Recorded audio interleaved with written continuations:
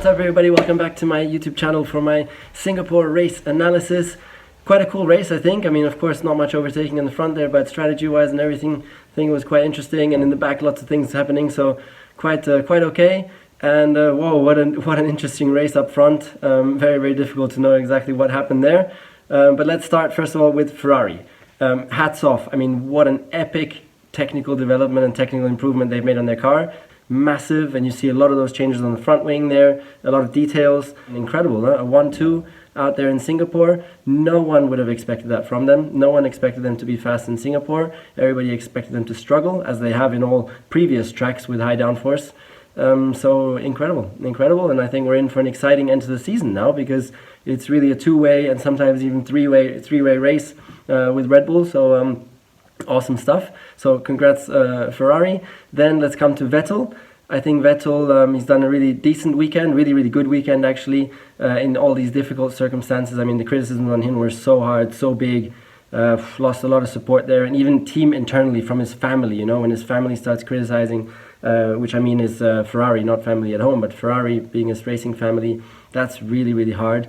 It's tough for a driver when you then feel that, oh, everybody's supporting the young gun, the up-and-coming star, and you're losing the support, even though you get paid so much more salary and all the rest of it. So with all that pressure, he was driving really well this weekend, and even in qualifying was on it. Just didn't quite get it in the end there, but was really on the pace with Charles all the way. And then in the race, we have to say, yes, the strategy was in his advantage, but still, that outlap that he did on those hard tires was surely one of the best laps he's ever done, because it was absolutely epic. The computer calculations only said that you should be able to gain about 2 seconds, and he gained 3.4 seconds on Charles. So surely Charles didn't do a very good outlap either, in-lap, sorry. And Sebastian just did the absolute most epic outlap the world has ever seen. So, you know, if you do the job there in those crucial moments, then you somewhat deserve, of course, the race win. So great job there, hats off, and really important comeback for Sebastian, important for his mental game as well, and for support within the team. So congrats there, well deserved. At the same time though, let's go into that strategy thing that made the difference, and how Sebastian won the race. So what you have to do, the strategy for this race was clear.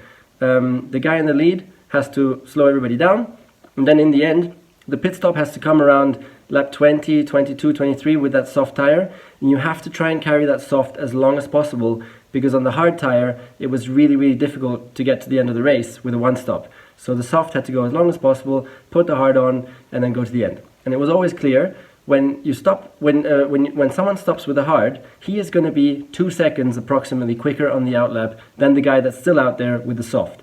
Therefore, the guy in the lead, as soon as you're more or less having enough laps into the race, so you need to get about beyond 18, 19, 20, otherwise you wouldn't make it to the end of the race. So from 20 onwards, certainly, the guy in the lead, as soon as there's a pit stop gap opening, which means as soon as if you pit and you don't drop behind another one who's really slow, so if you drop into free air, you have to take it immediately and stop. So it's really a bit weird. Why does then Vettel take it and not Leclerc when it opens up? Because Leclerc, for him, it opens up earlier, so he needs to take it. So it's really difficult to understand what happened there. So there's a couple of possible scenarios. First of all, Vettel decided to come in alone, and it was his decision. This is not possible because Vettel cannot know the pit stop gaps behind. So it would be absolutely like committing suicide for him to decide on his own when to come in. So that's out of the question. He didn't decide on his own. The team decided for him. Then Ferrari wanted to help Vettel and give him one back because of Leclerc's thing in qualifying in Monza. Because Leclerc had Vettel over in qualifying in Monza, that's a fact. And after the race, in fact, when Leclerc won in Monza, Binotto didn't say congrats Charles in Italian, which I understand, and many didn't, of course. He said, okay, now today you are forgiven. So he didn't say, wow, congrats Charles. He said, now today you're forgiven after the race in Monza. So there was definitely a lot of tension in the team there. So maybe did they decide to give one back to Vettel? Again, on that one, I would say no, because there's no reason to go so extreme. And also in that situation, it's difficult to calculate it in that sense and everything, because you're racing Hamilton in the middle there. So there was no way to play like kindness games or things like that. So again, that's out of the question. And also Charles is driving so well, and he's leading on the points. So there's no reason to give preference in that situation to Vettel. So that leaves Ferrari making a mistake, because the most surprising thing as well is that why didn't Hamilton come in? I mean, it was so obvious that Hamilton should have come in on that lap and jump. And I think that even Mercedes thought it was so damn obvious for Leclerc to pit in that moment, because you just have to do that to win the race. And once the gap opens, bang, you go in to avoid Hamilton behind taking you on the undercut. So it was just so damn obvious to Mercedes that Ferrari is going to pit on that lap with Leclerc. And so Mercedes just already had in their head, okay, Leclerc is going to pit now because the gap is open. That's what you have to do. There's no other way. And so we're just going to go long. We're going to go long with Lewis. And then Leclerc doesn't pit.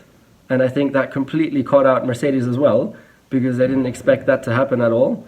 I'm still breaking my head about it because it just doesn't make any sense. So Vettel just did an amazing job, and he did an epic outlap, and therefore deserved to jump and after that strange situation to get that win. So Leclerc, of course, though, after the race, I think is quite smart, because it's a fine line.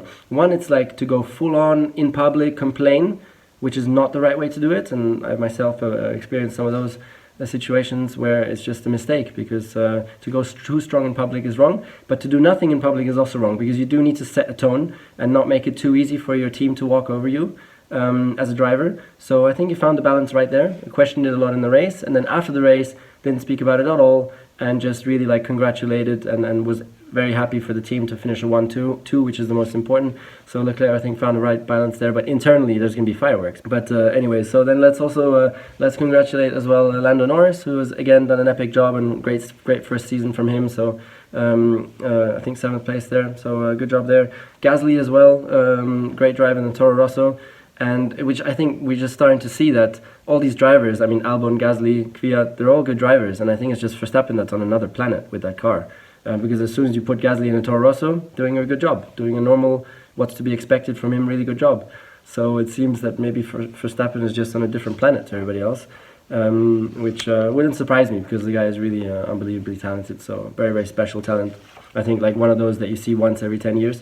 That's it for me. So I'm interested to see as well in the comments below what you think about the whole strategy thing. I think it's really not an easy one. And that sucks from the outside, because I think you really need to have those details that only the teams have, like the exact timings and where the people are, because it's so difficult from the outside to judge such an incredibly strange situation. It's really weird. Okay, so thank you very much for tuning in. Subscribe, please. We've got some really cool videos coming up.